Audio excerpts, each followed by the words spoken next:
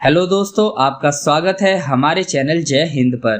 तो दोस्तों, शायद आपको पता होगा कि हमास के आतंकियों ने गाजा पट्टी क्षेत्र में कुछ खुफिया सुरंगें बना रखी हैं, जिसका इस्तेमाल हमास के आतंकी इजराइल के खिलाफ करते हैं।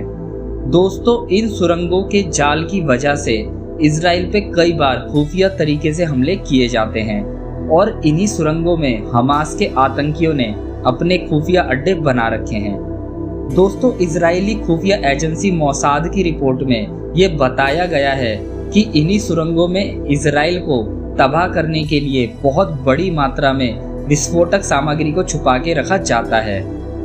दोस्तों, इस बार इजरायली सेना ने हमास की इन्हीं खुफिया सुरंगों को अपना निशाना बनाया है और इन सुरंगों पर इतना भीषण हवाई हमला किया है कि हमास के कई आतंकी इन्हीं सुरंगों में ढेर हो गए हैं।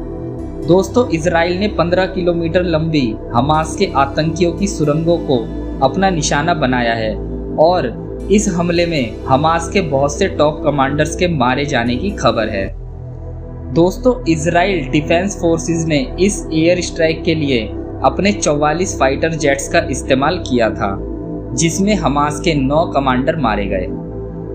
दोस्तों, हमास के आतंकियों ने इन खुफिया सुरंगों का निर्माण ज्यादातर सिविलियन इलाके में किया है, जहां काफी संख्या में फिलिस्तीन के आम नागरिक रहते हैं और इसी वजह से इजराइल को गाजा पट्टी क्षेत्र में बहुत ही सावधानी बरतते हुए हमला करना पड़ रहा है, ताकि आम जनता को जान माल की हानि ना हो। पर इतनी सावधानी रखने के बाद भी फिलिस्तीन की आम जनता को काफी नुकसान हो रहा है, क्योंकि हमास के आतंकियों में इतनी क्षमता नहीं है कि वो इजराइल के हमलों को बचा ले जाए।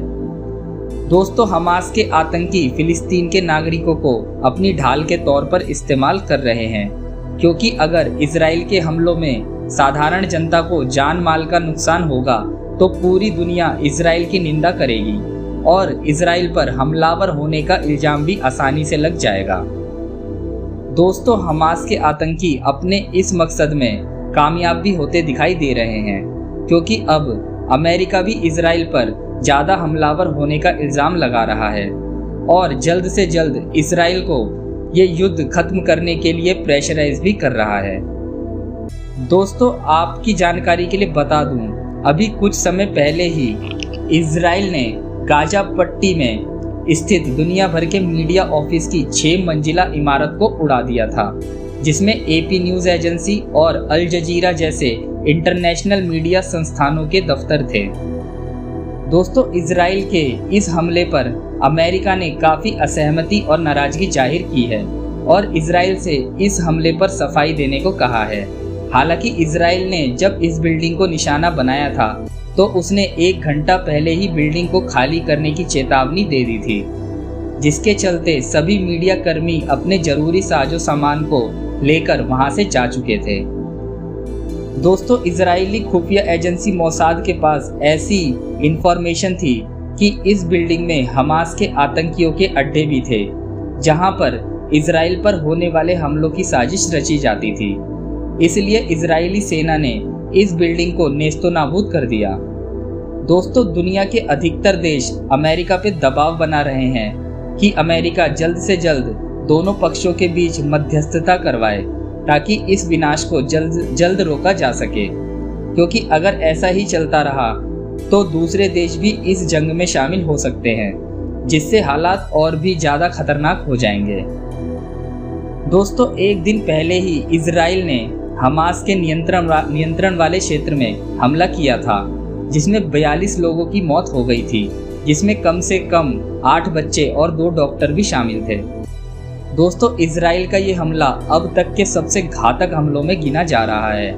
वहीं दोस्तों, इजराइल के बयान के मुताबिक हमास के आतंकी आम जनता का इस्तेमाल कर रहे हैं और हमास के आतंकियों को फिलिस्तीन के नागरिकों की कोई चिंता नहीं है। इसलिए हमास के आतंकी आम नागरिक की आड़ में इजराइल पर लगातार रॉकेटों से हमला कर रहे हैं। हमास ने अब तक इजराइल पे 3100 रॉकेट फेंके हैं। दोस्तों, आप ही सोचिए, अगर इजराइल के पास एयर डिफेंस सिस्टम नहीं होता तो हमास के आतंकी वहां कितनी तबाही मचाते। शायद अब तक तो इजराइल में शवों की गिनती करना भी मुश्किल हो जाता। पर दोस्तों, जो हो सकता था पर नहीं हो पाया, उस पर इस वक्त किसी भी देश का ध्यान नहीं है और सभी इजराइल को इस तबाही के लिए जिम्मेदार मान रहे हैं, जो कि बिल्कुल गलत है।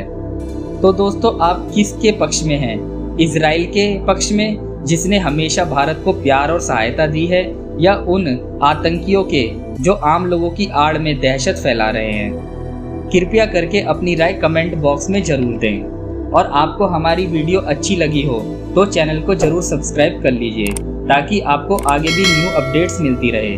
तो दोस्तों, अगली वीडियो में फिर मुलाकात होगी। तब तक के लिए जय हिंद, जय भारत।